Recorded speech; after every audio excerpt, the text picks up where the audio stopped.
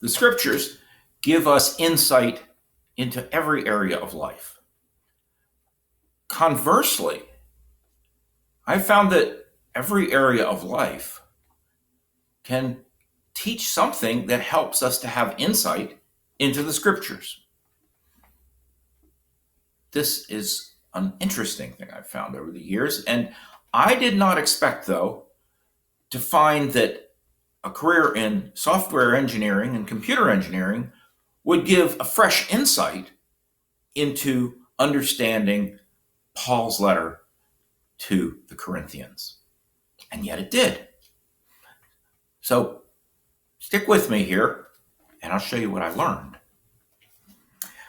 I was wrestling with this verse in this study through 2 Corinthians, and I was wrestling with this verse, 2 Corinthians chapter 2 and verse 9, which I'll read.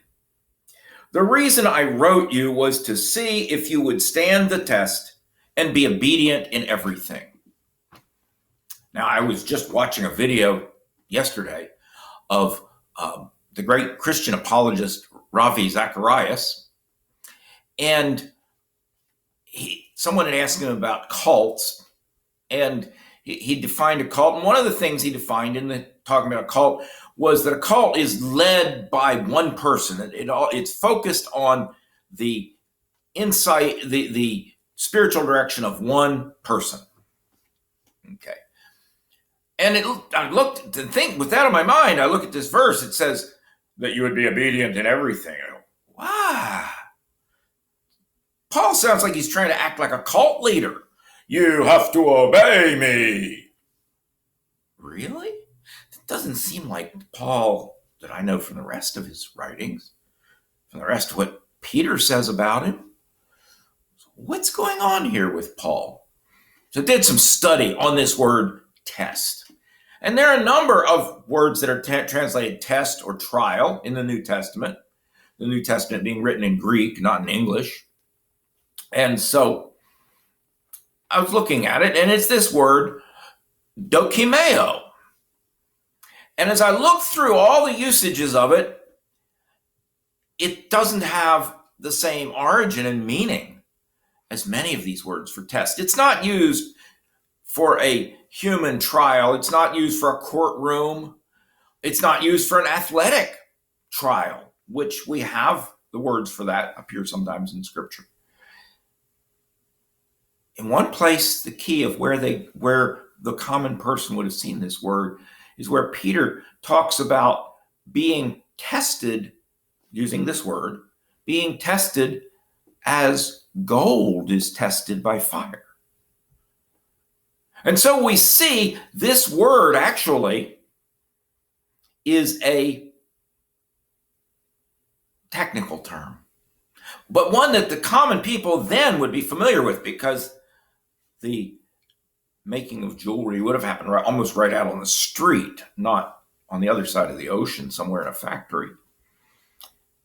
And they would know the metallurgist's work from seeing it. And this is a term from metallurgical engineering. Now, I know very little about metallurgical engineering. Well, actually, I know more than most people, but that's not my trade, my field. My field has been computer engineering.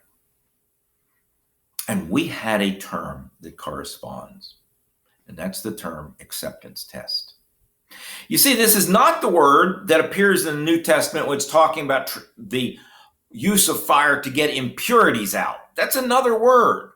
When they talk about trying to heat the metal so that the impurities, the slag, rises to the surface and can be skimmed off, it's a different word completely. But this much I know about gold and silver is when you have good gold, good silver, you can test it by heating it.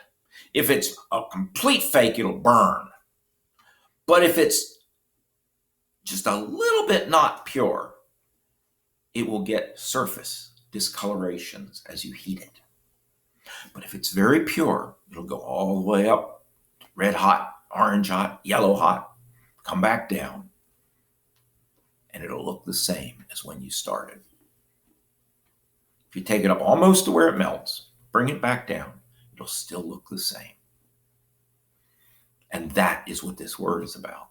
But in engineering, computer engineering, we had a thing called an acceptance test. And that is something you may be familiar with today. You see, in an acceptance test, you have the product ready to ship to the customer.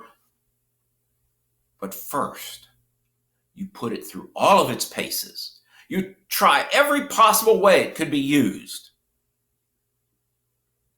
You expect that it will work properly. But before you hand it over to the customer and say, my name stands behind this, you run it through the acceptance test to make sure there's no hidden flaw that you're not aware of. And I believe that that is what Paul is saying here. I expected that you would pass the test. That's why I wrote it to you, but I wanted to know for certain that your faith was genuine. What do you mean it's faith? We're talking about obedience here. I'm doing another study that you can find at my channel on the book of James. And James talks about faith as being shown in our works. True faith will result in obedience.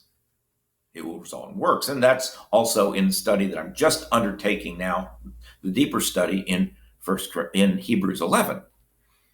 Faith results in obedient works.